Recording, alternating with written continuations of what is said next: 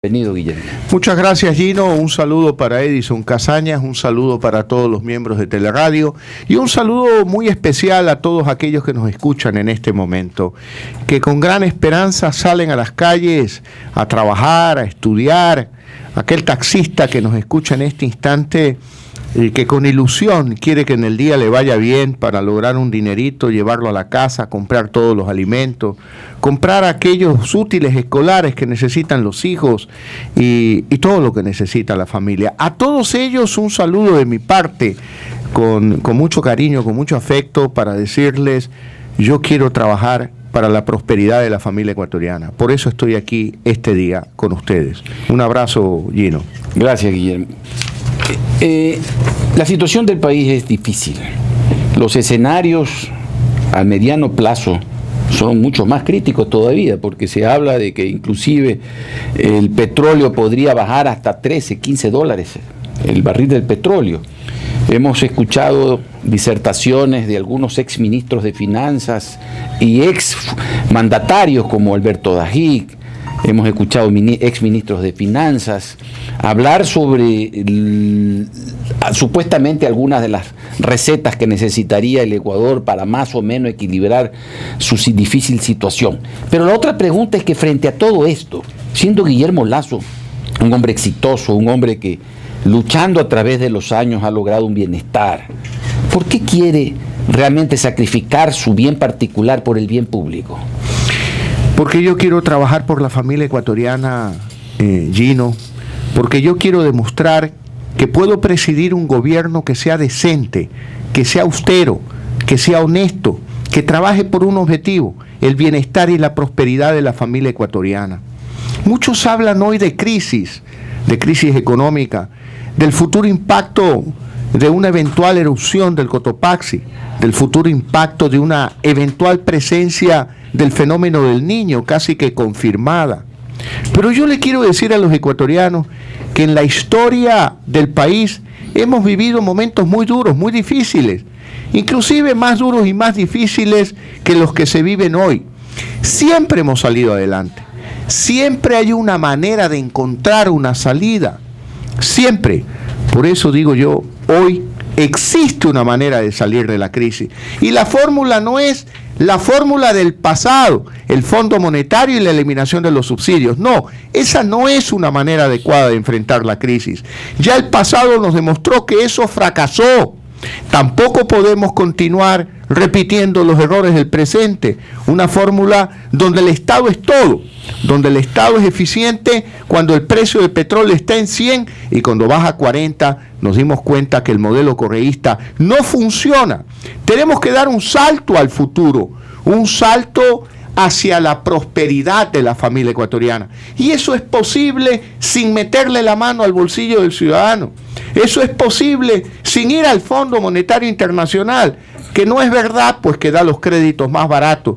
Los créditos del Fondo Monetario en la historia del Ecuador han sido los más caros del mundo. ¿Por qué? Porque la tasa de interés del crédito puede ser baja, pero el costo de todas las condiciones del fondo son tan altas en el campo económico y social que hicieron fracasar a la sociedad ecuatoriana, especialmente en la década de los 90 del siglo pasado. Por lo tanto, ¿yo qué quiero plantear, Gino? La solución a la situación económica del país, para fortalecer la dolarización, para crear empleo, para crear riqueza, para atraer inversión extranjera, es necesario una reingeniería estructural del Estado ecuatoriano, una reingeniería en 3 áreas fundamentales. Una, el gobierno central. 2, la industria petrolera. Y 3, la seguridad social y las empresas públicas. En el primer campo, el gobierno central. Deberíamos de acometer una reingeniería estructural con un objetivo: reducir el gasto en 5.000 millones de dólares, sin topar salud, sin topar educación y sin topar seguridad. Y eso es posible hacerlo. Ya lo veremos el día sábado al presidente de la República contestarme que yo no sé de economía, que yo solo sé contar billetes. Y le quiero decir al presidente, es verdad, Yo sé contar billetes, y lo que sabemos contar billetes, sabemos lo que cuesta el billete, y sabemos controlar el gasto, ser austeros, ser honestos y ser transparentes, sobre todo cuando ese billete es de propiedad de los ecuatorianos. Por lo tanto, hay que plantearse una reingeniería estructural del Estado ecuatoriano, del gobierno central, con un objetivo: reducir el gasto en 5.000 millones de dólares.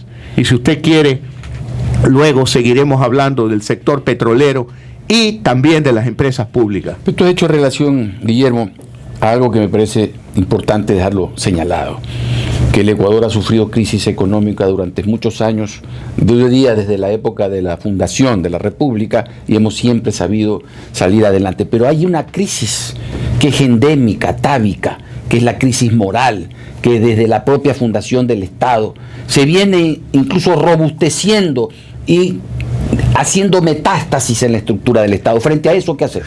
Bueno, yo la creo crisis que, moral. Mire, en definitiva, esa crisis moral lo que ha llevado es a una prosperidad de la corrupción, y es contra lo que debemos luchar.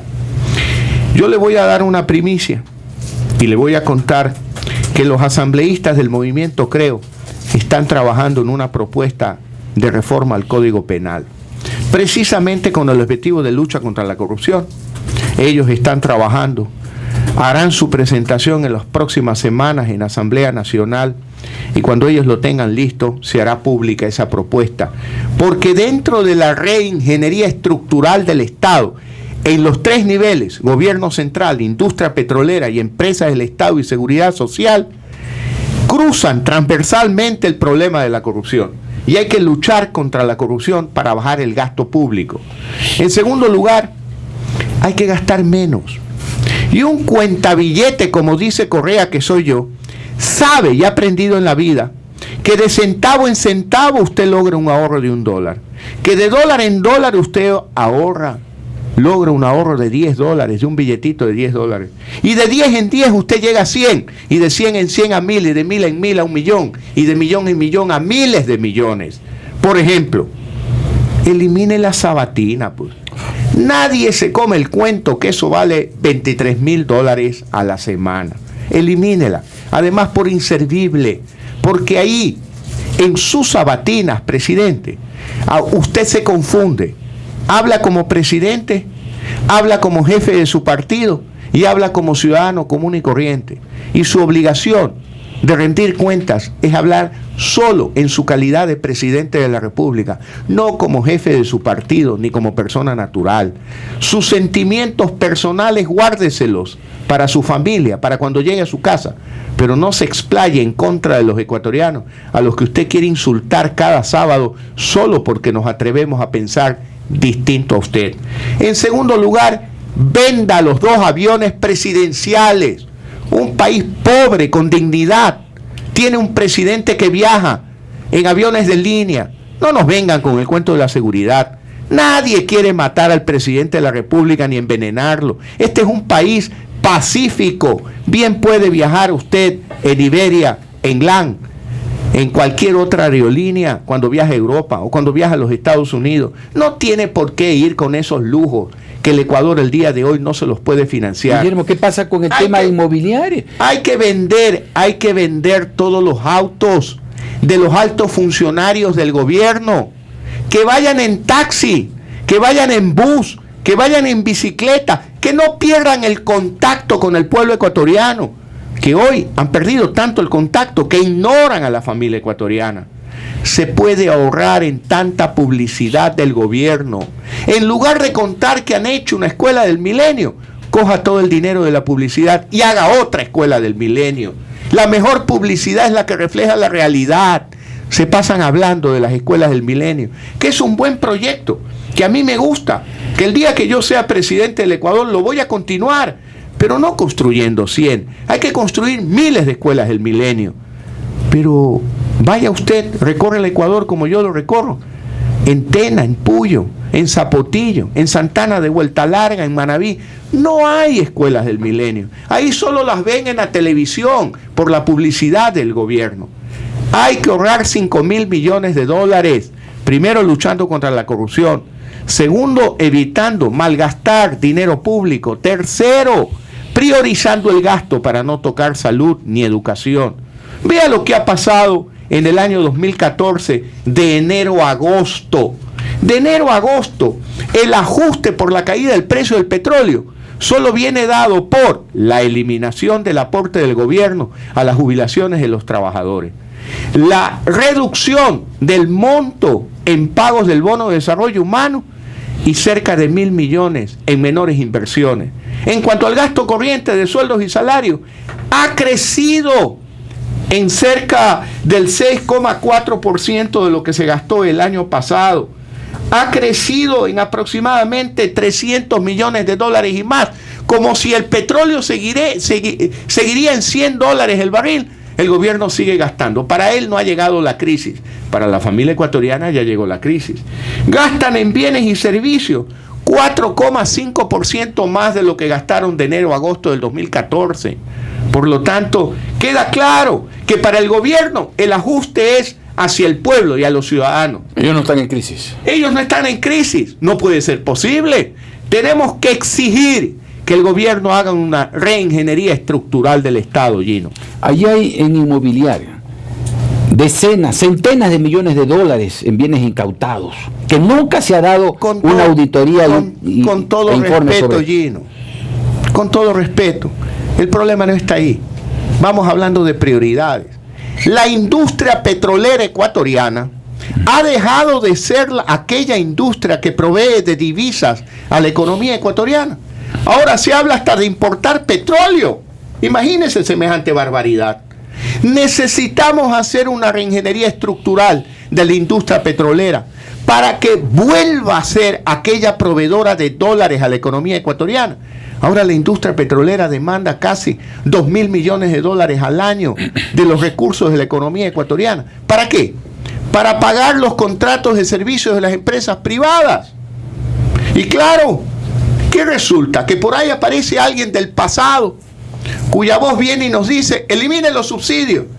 Pero si ya los subsidios, la propia caída del precio del petróleo se ha encargado de reducir sensiblemente los subsidios, que eran cerca de 6.000 millones de dólares cuando el petróleo estaba en 100, ahora que está en $40, es lógico pensar que los subsidios han caído un 40%, es decir, de 6.000 a aproximadamente 2.400 millones de dólares. Pero yo me pregunto, ¿por qué le cargamos la mano al ciudadano cuando en lugar de eliminar subsidios lo que hay que hacer es someter a la industria petrolera ecuatoriana a un proceso de reingeniería estructural? Yo le quiero dar una tarea al presidente de la República para que el día sábado le conteste a los ecuatorianos, no a mí. ¿Cómo así el petróleo, el crudo oriente ecuatoriano, que tiene como referencia al WTI, que es el petróleo de Texas en los Estados Unidos, en el mes de enero tuvo un castigo de $4.80? En el mes de abril tuvo un premio de 90 centavos de dólar. Y en el mes de julio, cuando más dólares necesitamos, tiene un castigo de $9.80. Yo le he preguntado a muchos técnicos petroleros, a muchos economistas conocedores de la economía pública en el Ecuador, que me expliquen de dónde viene esta diferencia del precio. ¿Cuál es la fórmula que aplican ellos? ¿Qué fórmula aplican? Y nadie dice una palabra. Yo le quiero proponer una idea al presidente de la República. Yo le propongo una idea. Usted, que como gobierno hoy es dueño de un canal público, ¿por qué no vende el petróleo a través de subastas públicas que se transmitan en tiempo real en el canal público? Para que todos los ecuatorianos veamos quiénes son los chinos que compran. O si son ecuatorianos que viven en el exterior y que nos quieren hacer chinos los ecuatorianos. ¿Por qué no transmite por cadena nacional cómo se negocia el petróleo diariamente? Para que cada ecuatoriano sepa por qué es el castigo. ¿Por qué un mes hay un castigo cuando más necesitamos dólares? ¿Y por qué en otro mes hay un premio? ¿Y quién tiene esa discrecionalidad? ¿Quién tiene esa discrecionalidad? El Ecuador produce 17 millones de barriles de petróleo al mes. La mitad de los 17 van a la refinería y se transforman en combustible. La mitad se exporta, es decir, 8 millones.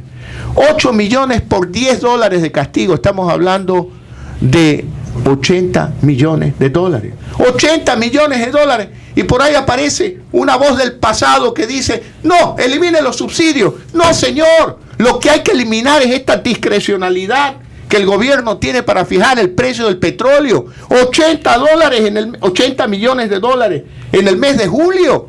Es una gran cantidad de dinero. Es dinero importante. Por eso yo propongo la reingeniería estructural del Estado en los 3 niveles. Ya he hablado del gobierno central. Ya hemos hablado algo, y hay mucho por hablar, en la industria petrolera. Y el tercer nivel es la seguridad social y las empresas públicas. Empresas públicas que se dedican a subir el precio de los servicios sin mirar que su obligación es dar servicios de calidad a los ecuatorianos al más bajo precio. Por lo tanto, ¿por qué suben el precio? Porque le transfieren el dinero al gobierno central y de alguna manera hacen lo contrario de lo que yo propongo, que el ajuste venga por el lado del gobierno, no por el lado de los ciudadanos. Esa discrecionalidad que hablabas en el tema del petróleo forma parte de esa gran crisis moral. Y para de alguna manera combatir la crisis moral también se necesita reestructurar la función judicial, porque una Corte Suprema, todo un sistema del Consejo de la Judicatura, hoy captado o controlado desde el Ejecutivo, implica esa digamos, docilidad en cuanto al combate a la impunidad. Desde el gobierno de Guillermo Lasso Mendoza, ¿qué cambios propondría el país en ese ámbito específico? ¿Independencia de las funciones? Pero por supuesto que la independencia de las funciones, pero en esto tenemos que ser honestos. Este es un problema que el Ecuador lo ha vivido, yo diría que desde la década de los 90 del siglo pasado, y que se ha profundizado con el gobierno correísta, sin duda alguna que sí. Necesitamos instituciones independientes, que la Asamblea no reciba órdenes del Ejecutivo, que pueda no solo legislar, sino fiscalizar, que es una función fundamental de la Asamblea, que no la ha podido ejercer con libertad. No la ha podido ejercer con libertad. Necesitamos una prensa libre, Gino. Una prensa libre, independiente y sobre todo ejerciendo el periodismo investigativo. Es el mejor asesor de un gobierno. Es el más barato, es casi gratuito la asesoría que puede brindar una prensa libre. Pero vea lo que sucede en momentos de crisis económica, en momentos en que el Ecuador tiene que enfrentar la amenaza de un proceso eruptivo del volcán Cotopaxi y también de un eventual fenómeno del Niño. El gobierno pierde el tiempo en disolver a Fundamedios. Eso es un ataque a la prensa libre. Lo que necesita el Ecuador es más libertad de expresión. Nunca será suficiente la libertad de expresión. Nunca será suficiente en los medios independientes. Nunca será suficiente organizaciones como Fundamedios que apoyen a la prensa independiente, que apoyen al periodismo libre. Aprovecho esta oportunidad para expresar mi respaldo a Fundamedios, como ya lo hice a través de un Twitter la semana pasada. Estamos en el camino equivocado. El Ecuador requiere un cambio del modelo correísta, en lo económico, en lo político y en lo social también. ¿Por qué? Está bien rescatar el discurso social como lo rescató Correa. Hay que reconocerle ese mérito a Correa. Hay que reconocerle el mérito de que ha aumentado en términos cuantitativos la inversión en salud y educación. Pero en términos de calidad se queda de año, Gino. El Ecuador, de acuerdo con estándares internacionales, debería de tener 2 camas cada 1.000 habitantes en clínicas y hospitales del país. Tenemos 16 millones de habitantes. Deberían haber 32.000 camas. Pero solo hay 24.000. Por lo tanto, tenemos un déficit de 8.000 camas en clínicas y hospitales. ¿Cuánto cuesta haber cubierto ese déficit? 1.200 millones de dólares.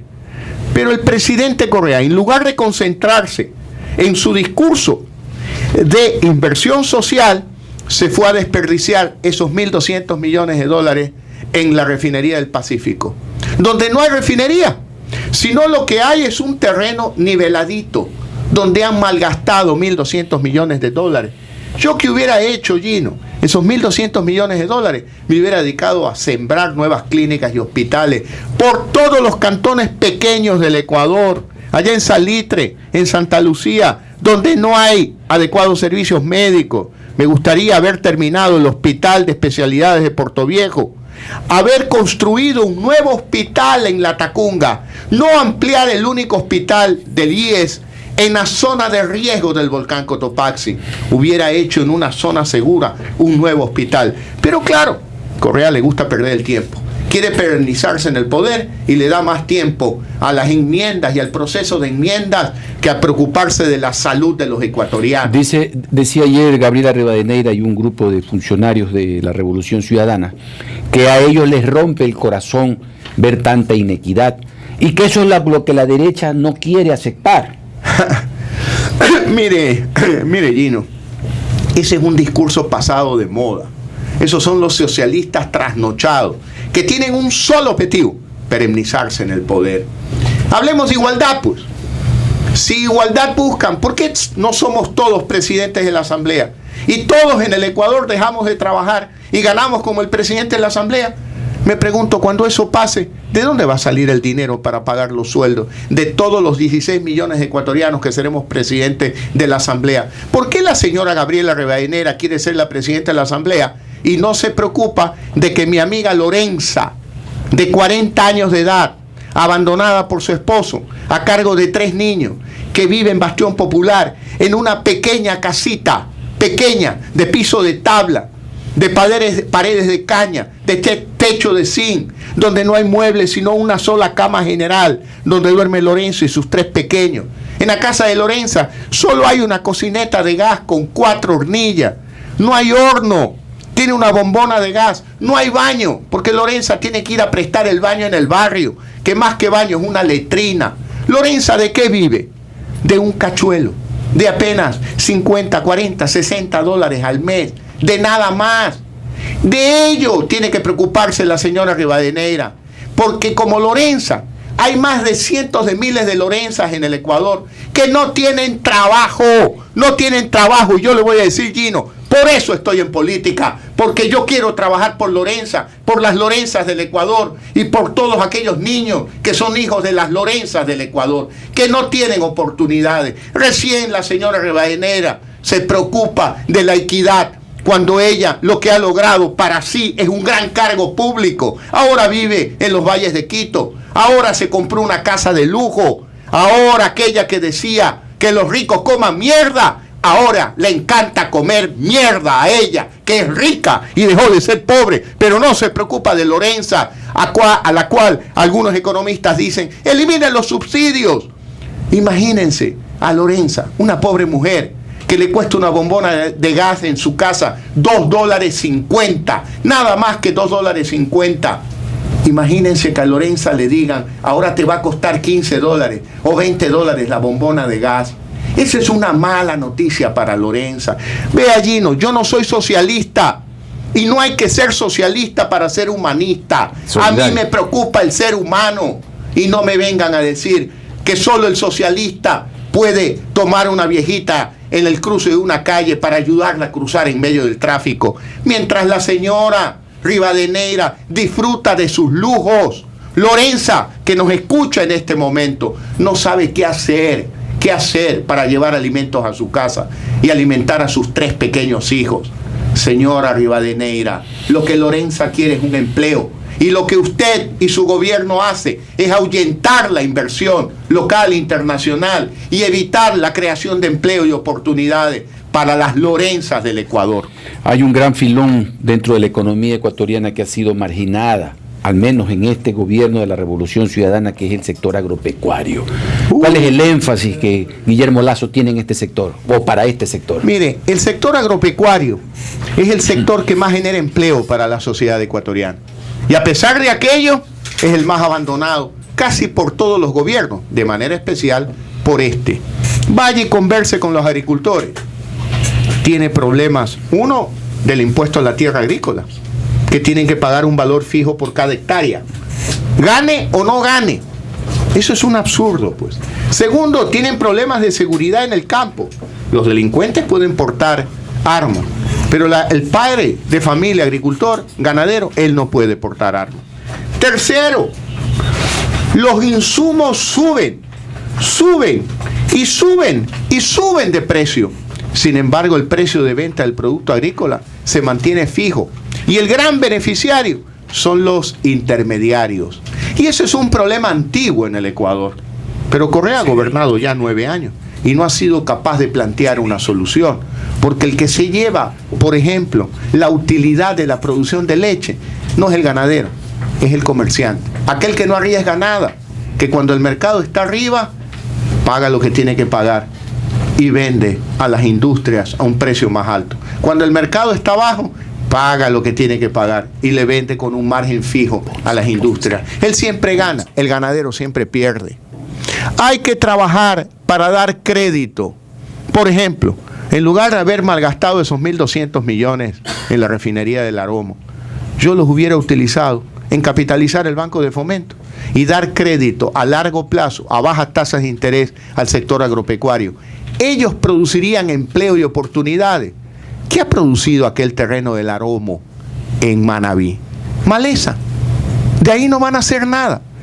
Lo que sí va a quedar claro es que ese es el monumento a la ineficiencia del modelo correísta, el monumento al despilfarro de los fondos públicos, que algún día tendrán que dar explicaciones a la justicia ecuatoriana por ineficientes. Y a mayor producción en el tema de agropecuario se va a requerir nuevos mercados.